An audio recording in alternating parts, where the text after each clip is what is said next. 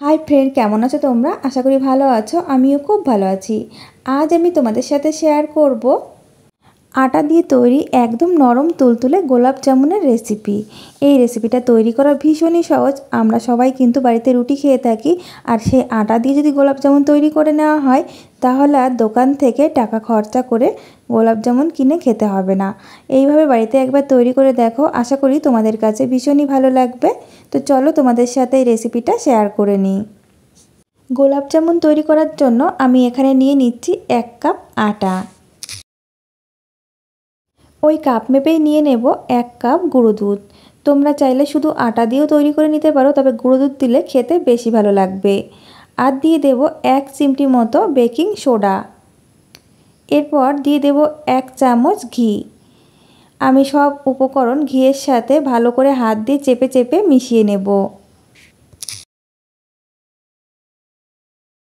সব কিছু ভালো করে মিশিয়ে নিয়েছি। হাতের মধ্যে যদি এইভাবে মুঠ করে নেওয়া হয় তাহলে দেখবে দলা পেকে যাবে, আবার চাপ দিলেই ভেঙে যাবে। তাহলে বুঝে নেবে খুব ভালোভাবে মেশানো হয়ে গেছে। এখন অল্প অল্প দুধ দিয়ে আমি একটা নরম ডো তৈরি করে নেব। আমি আগে থেকে এই দুধ জাল করে ঠান্ডা করে নিয়েছিলাম। অল্প অল্প দুধ দিয়ে নরম একটি ডো আমি তৈরি করে নিয়েছি। এখন আমি এই হাতটি ভালো করে ধুয়ে পরিষ্কার করে নেব, তারপর মিষ্টিগুলো তৈরি করে নেব। হাতে কিছুটা ঘি লাগিয়ে নিচ্ছি যাতে মিষ্টি তৈরির সময় হাতে লেগে না যায়। আমি একটু ছোট ছোট করেই তৈরি করব, তার জন্য অল্প করে নিয়ে নিলাম। তোমরা যদি বড় সাইজের তৈরি করতে চাও তাহলে বেশি করে নিয়ে নেবে। আমি গোল করে তৈরি করছি, তোমরা চাইলে লম্বাও করতে পারো, নিজেদের পছন্দ মতো শেপ দিয়ে নিতে পারো। এই যে একটি মিষ্টি তৈরি করা হয়ে গেছে, তো একই রকমভাবে আমি বাকি মিষ্টিগুলো তৈরি করে নেব। সব মিষ্টিগুলো আমি একই রকমভাবে তৈরি করে নিয়েছি। এখন ফ্রাই করার জন্য চলে যাব চুলাতে। চুলায় আমি একটি কড়াইতে পরিমাণ মতো সাদা তেল দিয়ে হালকা গরম করে নিয়েছি।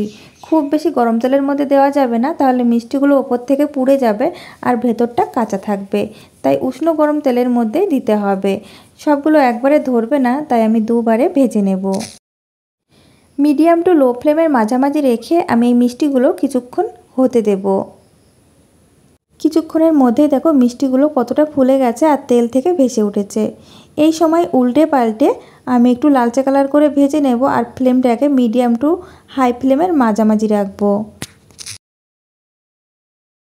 এই মিষ্টিগুলো আমি উল্টে পাল্টে সুন্দর একটি কালার করে ভেজে নিয়েছি। এখন আমি তুলে নেব। একই রকমভাবে বাকি মিষ্টিগুলো আমি ভেজে নেব। সব মিষ্টিগুলো আমি একই রকমভাবে ভেজে তুলে নিয়েছি। এখন একটি চিনির শিরা রেডি করে নেব। গ্যাসের চুলায় আমি আবারও একটি পাত্র বসিয়ে দিয়েছি, তার মধ্যে নিয়ে নিচ্ছি 1 কাপ চিনি, আর ওই কাপ মেপে নিয়ে নেব 1 কাপ জল। এখন আমি গ্যাসের ফ্লেমটা অন করে দেব, আর একটু ফ্লেভারের জন্য দিয়ে দিচ্ছি 2টি মুখ ফাটানো এলাচ। এই চিনি শিরাটা আমি 2 মিনিট মতো জাল করে নেব। আমি 2 মিনিট জাল করে নিয়েছি।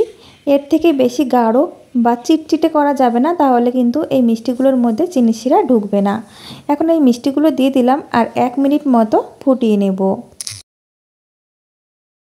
আমি 1 মিনিট ফুটিয়ে নিয়েছি। এখন ফ্লেমটা অফ করে দেব আর ঢাকা দিয়ে রেখে দেব 1 ঘন্টার জন্য। 1 ঘন্টা পর ফিরে এসেছি। দেখো মিষ্টির শিরা অনেকটাই কমে গেছে আর এই মিষ্টিগুলো অনেকটা ফুলেও গেছে, আর মিষ্টির মধ্যেও কিন্তু খুব ভালোভাবে এই শিরাটি ঢুকে গেছে। একদম নরম তুলতুলে হয়েছে। তো দেখেছো বন্ধুরা, এই গোলাপ জামুন মিষ্টিগুলো তৈরি করা কতটা সহজ। একবার তৈরি করলে বারবার খেতে ইচ্ছা করবে, দোকানের মিষ্টিকেও হার মানিয়ে দেবে। আশা করি বন্ধুদের কাছে আমার এই গোলাপ জামুনের মিষ্টির রেসিপিটা ভালো লেগেছে। ভালো লাগলে লাইক, কমেন্ট এবং শেয়ার করে দিও।